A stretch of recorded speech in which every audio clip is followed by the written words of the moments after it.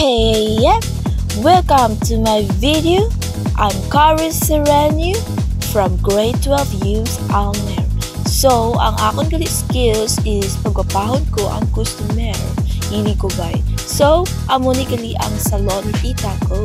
So, let's go. Step 1.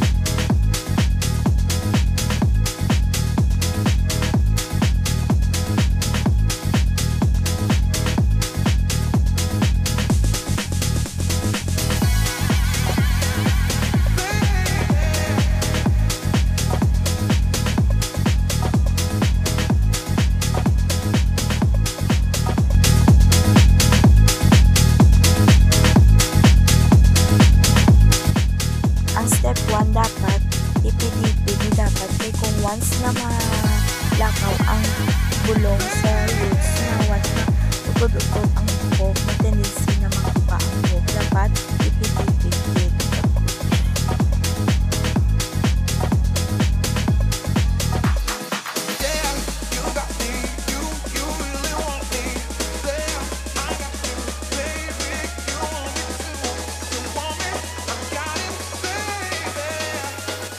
So, tapos ita sa step 1, sa step 2 naman manlaw tas ang buhok ya kay na ulat naman sa 30 minutes. So, guys, manlaw ta dala massage man ang buhok ya.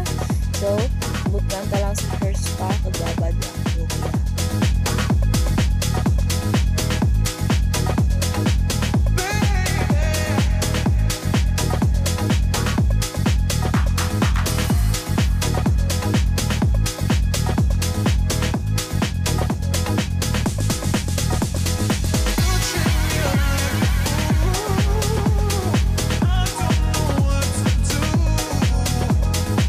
So, ma-blower na ta, pamalaho na to ng buhok sang ato na customer para ma-proceed na ta sa rebonding.